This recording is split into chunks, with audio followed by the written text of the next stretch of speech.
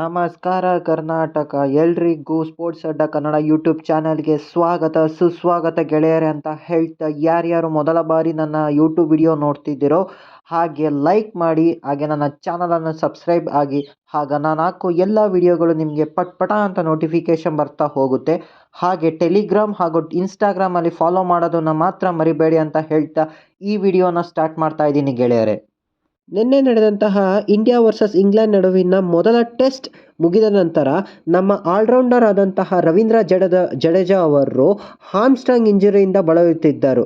ಆದರೆ ಈಗ ಬರ್ತಿರುವ ಸುದ್ದಿಯ ಪ್ರಕಾರ ಅವರು ಸೆಕೆಂಡ್ ಟೆಸ್ಟ್ ಇಂದ ರೂಲ್ಡ್ ಔಟ್ ಆಗಿದ್ದಾರಂತೆ. ಹಾಗೆ ನಮ್ಮ ಕನ್ನಡಿಗನಾದಂತಹ KL ರಾಹುಲ್ ಕೂಡ ಸೆಕೆಂಡ್ ಟೆಸ್ಟ್ ಇಂದ ರೂಲ್ಡ್ ಔಟ್ ಆಗಿದ್ದಾರೆ ಅಂತ ಅಫಿಷಿಯಲ್ ಆಗಿ ಅನೌನ್ಸ್ಮೆಂಟ್ ಆಗಿದೆ.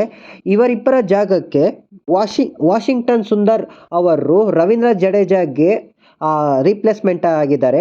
ಹಾಗೆ ನಮ್ಮ KL ರಾಹುಲ್ ಜಾಗಕ್ಕೆ ಸರ್ಫರಾಜ್ ಖಾನ್ ಅನ್ನು ರೀಪ್ಲೇಸ್ ಮಾಡಲಾಗಿದೆ. ಹಾಗೆ ಸೌರಭ್ ಕುಮಾರ್ ಅನ್ನೋ ಹೊಸಬ ಟ್ಯಾಲೆಂಟನ್ನು ರೀಪ್ಲೇಸ್ ಮಾಡಲಾಗಿದೆ ಅಂತ ಅಫಿಷಿಯಲ್ ಆಗಿ ಕನ್ಫರ್ಮ್ ಮಾಡಿದ್ದಾರೆ. ಸೊ ಇದು ಬಂದು ಇಲ್ಲಿವರೆಗಿನ ನ್ಯೂಸ್ಗಳು. ಮುಂಬರುವ ಎಲ್ಲ ನ್ಯೂಸ್ಗಳ ಅಪ್ಡೇಟ್ಗಳನ್ನು ತರುವವರೆಗೂ ನಮ್ಮ ಚಾನಲನ್ನು ಸಬ್ಸ್ಕ್ರೈಬ್ ಆಗಿ ಹಾಗೂ ಇನ್ಸ್ಟಾಗ್ರಾಮ್ ಆ್ಯಂಡ್ ಟೆಲಿಗ್ರಾಮಲ್ಲಿ ಫಾಲೋ ಮಾಡಿ ಅಂತ ಕೇಳಿಕೊಳ್ಳುತ್ತಾ ಈ ವಿಡಿಯೋವನ್ನು ಇಲ್ಲಿಗೆ ಮುಗಿಸುತ್ತಿದ್ದೇನೆ. ನಮಸ್ಕಾರ ಕರ್ನಾಟಕ.